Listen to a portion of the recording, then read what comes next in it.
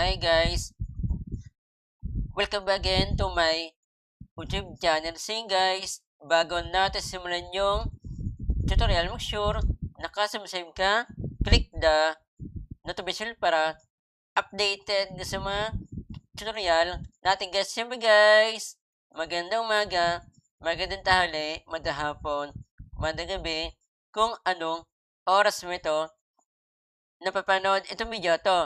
Meron po sa inyo guys na i-share po. Basic lang po ito, pero magagamit po niya ito guys. Isa ka ba guys na nag-aaral guys sa high school or sa K-12, college, or meron ko guys na work from home, or meron ko guys na negosyo guys.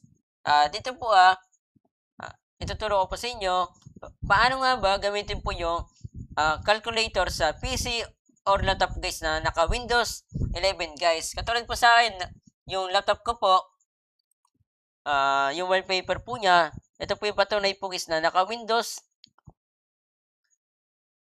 11 ako guys. Meron po tayong tatlong uri po para makapunta po sa calculator guys. Sinasure ko po itong video na ito para po hindi na po kayo gumastos guys. And then yung bibilihin po nyo guys na calculator, gamitin nyo lang po sa mga pangailangan po nyo guys. Ito, punta po tayo dito guys sa start guys. Nakita po nyo guys dito sa baba. Dito sa baba guys, meron po siya guys na productivity guys. Then ito po yung pangalawa, utilities and tools guys. Ito po yung pangatlo, creativity guys. Dito po tayo sa pangalawa, utilities and tools guys. Depende po sa inyo kung saan po nyo i-click po isa. Yan. Kahit saan po nyo i-click po, dito mo sa pangalan po is na utilities and tools.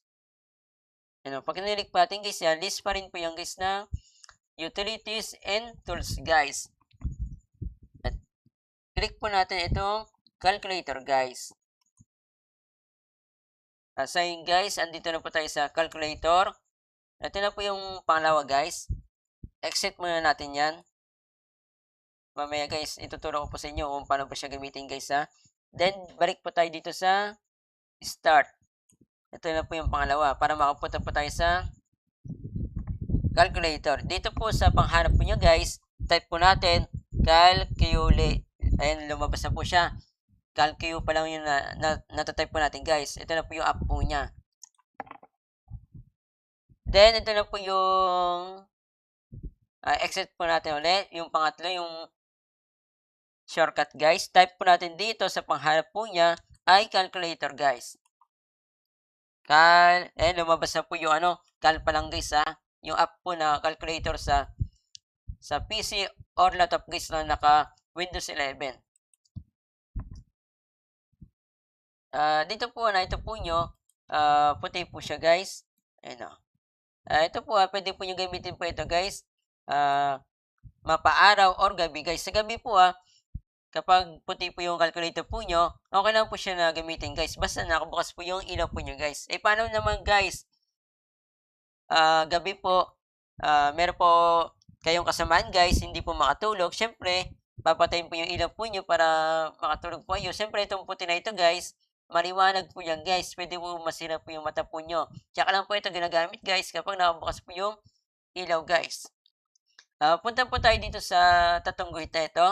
Kahit napatayin po natin yung ilaw po natin sa gabi o nasa madilim po tayo, hindi po masira po yung mata po natin guys. Ito po, settings. Settings. Pwede po natin guys na lakahan po yan. Kung malabo na po yung mata po natin guys. Dito muna tayo guys. Sa about po, nakita nyo naman po guys yung po niya guys, yung informasyon. Ayan kung kailan po siya ginawa. Then, ito po yung po niya, partnership. Yan. Then, ito na po yung appearance. App name. Ito na po siya guys. Click po natin ito guys. Yan. Meron pa tayong tatlong uri po dyan. Isa-isa po natin yan guys. Ito pong use system setting. Ito na po siya guys, yung puti. Galing po sa system po ng Windows 11 guys. Then, ito na po yung light. Yan. puti din po siya guys. Same lang din po sila sa use system setting. Dark. Ito na po is yung yung kapag nasa madilim na lugar po kayo, nakapatay po yung ilaw po nyo. Katulad po sa amin guys, sa bahay ko po, nakapatay po yung ilaw. Kaya ganyan yung gusto ko guys. Kasi hindi po makatulog po yung mga kasama namin guys dito, sila mama at papa ko, kapag ganyan po guys. Kapag nakapos po yung ilaw. Kaya ginaganyan ko lang po siya guys. Then, ito po yung pambak po niya guys. Kung meron po kayo is na work from home, depende lang po sa inyo kung naka-PC kayo or laptop guys. Kung meron lang po kayo guys na PC nyo lang po gamitin po nyo guys kahit na meron lang po kayo laptop guys. Para po hindi po masira po yung laptop po nyo guys hindi po siya magbugbog kung calculator lang po yung gagamitin po nyo guys. Pero depende pa rin po sa inyo guys kung ano po yung gagamitin po nyo guys So, kung nag-aaral po kayo guys, siyempre hindi lang po nadadala po yung yung PC, di laptop lang po yung dadalhin po nyo guys.